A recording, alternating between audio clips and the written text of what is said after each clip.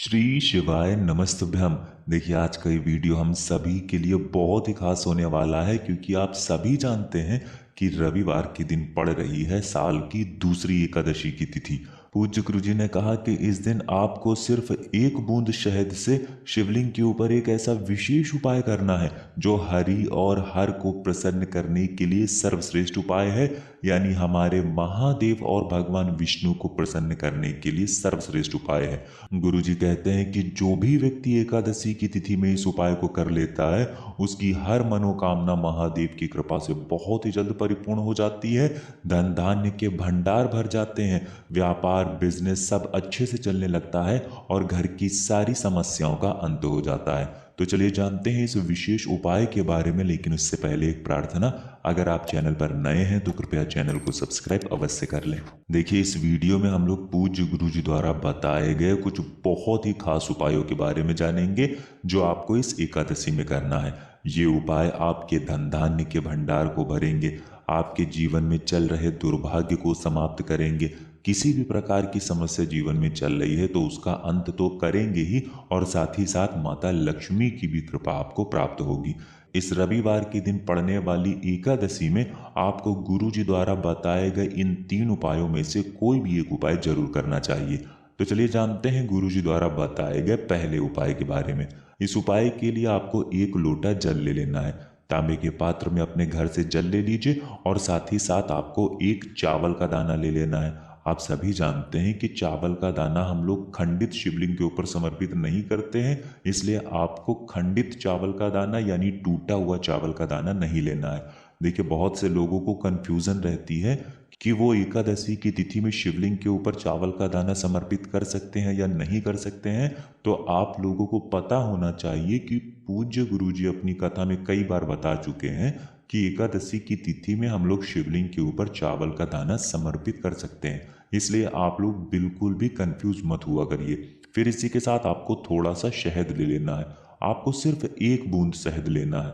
सबसे आखिर में आपको 1 बेलपत्र ले लेनी है। बेलपत्र महादेव को सबसे अधिक प्रिय होती है, इसलिए जब भी कोई विशेष तिथि आया करे, जैसे एकादशी हुआ करे या प्रदोष की तिथि हुआ करे या मासिक शिवरात्रि हुआ करे या फिर सोमवार हुआ करे, तो आप बेलपत्र वाला उपाय जरूर किया करिए। अगर आपके पास बेलपत्र नहीं है तो शिवलिंग के ऊपर चढ़ी हुई बेलपत्र को उठाकर जल से शुद्ध करके फिर आप उसका भी इस्तेमाल कर सकते हैं। बस आपको ध्यान रखना है कि ये बेलपत्र कहीं से भी कटी फटी नहीं होनी चाहिए, और बेलपत्र की डंडी के आखिर में जो डूट होती है यानी जो डंठल होता है वो भी नहीं होना चाहिए। अब ये सारी सामग्री लेकर आपको शिवालय पहुंच जाना है। देखिए, गुरुजी कहते हैं कि चावल का दाना हमारे जीवन के दुर्भाग्य को समाप्त करता है, माता लक्ष्मी की कृपा प्राप्त करवाता है। शहद जो होता है वो हमारे जीवन में ओज तेज की वृद्धि करता है, और बेलपत्र हमारी मनोकामना को परिपूर्ण करने के लिए होती है। इसलिए आप लोग ये सारी सामग्री लेकर शिवालय पहुंच गए। अब आप देखिए, इस उपाय को सुबह करना चाहें तो सुबह कर लें, शाम को करना चाहें तो शाम को कर लें।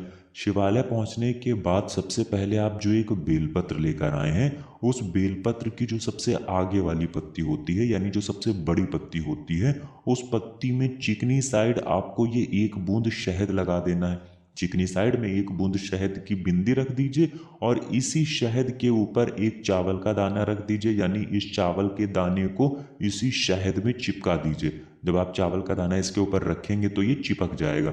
अब ये बेलपत्र आपको अपनी हथेली में रखना है और महादेव से प्रार्थना करनी है कि आपके जीवन में बहुत ज़्यादा दुर्भाग्य चल रहा है, संकटों का पहाड़ टूट पड़ा है, बहुत ज़्यादा आर्थिक स्थिति खराब हो चुकी है, घर का कोई भी कार्य नहीं हो पा रहा है, किसी भी प्रकार की मनोकामना हो तो उसको महादेव से बोल दीजिए और फिर ये 1 बेलपत्र आप शिवलिंग के ऊपर समर्पित कर दीजिए।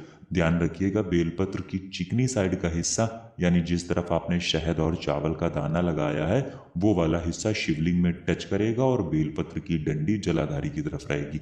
फिर इसके बाद आप जो 1 लोटा जल लेकर आए हैं उसको धीरे धीरे इसी बेलपत्र के ऊपर यानी शिवलिंग के ऊपर समर्पित करते जाइए और लगातार ओम नमः शिवाय या फिर श्री शिवाय नमस्तुभ्यम, इन दोनों में से किसी भी एक मंत्र का स्मरण करते जाइए। इसके बाद फिर आपको वापस अपने घर आ जाना है। गुरुजी कहते हैं कि शहद और चावल तथा 1 बेलपत्र से किया गया ये उपाय आपकी मनोकामना को महादेव से जरूर परिपूर्ण करा देगा। बस आपको ये उपाय पूरे दिल से, पूरे भाव से करना है, तो महादेव भी आपकी प्रार्थना को पूरे दिल से ही स्वीकार करते हैं। अब जानते हैं गुरुजी द्वारा बताए गए दूसरे खास उपाय के बारे में। ये उपाय भी आपके जीवन के संकटों को समाप्त करके आपको सुख, समृद्धि तथा वैभव की प्राप्ति कराने के लिए है। इस उपाय के लिए भी आपको एक लोटा जल ले लेना है। तांबे के पात्र में आपको जल ले लेना है। इसी के साथ आपको ले लेना है एक चुटकी काले तिल के दाने। एक चुटकी में जितने भी काले तिल के दाने आ जाएं उतने आपको ले लेने हैं। और साथ ही साथ आपको एक चावल का दाना ले लेना है। चावल का दाना टूटा हुआ यानी खंडित नहीं होना चाहिए। फिर इसी के साथ आपको एक चुटकी जौ के दाने ले लेने हैं, यानी एक चुटकी जौ ले लेना है। ये 3 सामग्री आपको ले लेनी है और ये तीनों सामग्री आपको इसी एक लोटे में डाल लेना है। इस जल में आपको ये तीनों सामग्री मिला लेनी है। एक चावल का दाना मिला लीजिए, एक चुटकी काले तिल के दाने मिला लीजिए और एक चुटकी जौ मिला लीजिए। अब ये सारी सामग्री लेकर आपको पहुंच जाना है या तो बरगद के वृक्ष के नीचे यानी वट वृक्ष के नीचे, और या फिर बेलपत्र के वृक्ष के नीचे। देखिए, पूज्य गुरु जी अपनी शिव महापुराण की कथा में इस उपाय को कई बार बता चुके हैं। उन्होंने कहा कि अगर आप अपने जीवन में सफल नहीं हो पा रहे हैं तो इसके पीछे आपके पितरों का हाथ हो सकता है। तो आपको अपने पितरों को प्रसन्न करने के लिए ये उपाय करना है। देखिए, इस एक लोटे जल को आप या तो बरगद के वृक्ष के नीचे समर्पित कर दीजिए या फिर बेलपत्र के वृक्ष के नीचे समर्पित कर दीजिए। समर्पित करते हुए आपके जीवन में जो भी समस्याएं चल रही हैं उनको दूर करने के लिए अपने पूर्वजों से यानी अपने पितरों से प्रार्थना कर लीजिए।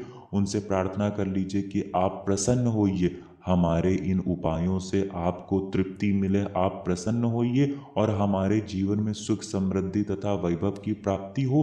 आप हमें ऐसा आशीर्वाद दें। ऐसी प्रार्थना करते हुए आपको ये एक लोटा जल या तो वट वृक्ष में समर्पित कर देना है या फिर बेलपत्र के वृक्ष के नीचे समर्पित कर देना है और उसके बाद वापस अपने घर आ जाना है। गुरुजी कहते हैं कि एकादशी की तिथि में किया गया ये उपाय आपके पितरों को तृप्त करता है और आपके जीवन की सफलता को प्रारंभ कर देता है।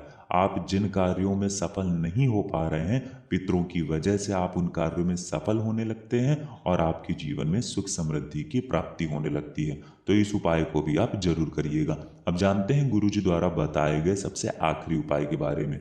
इस उपाय के लिए आपको एक लोटा जल ले लेना है। तांबे के पात्र में जल ले लीजिए और इसी के साथ आपको 1 या 2 टुकड़े गुड़ के ले लेने हैं। छोटे छोटे 1 या 2 टुकड़े गुड़ के ले लीजिए और थोड़े से यानी एक चुटकी काले तिल के दाने ले लीजिए। और फिर सबसे आखिर में आपको ले लेनी है थोड़ी सी पिसी हुई हल्दी।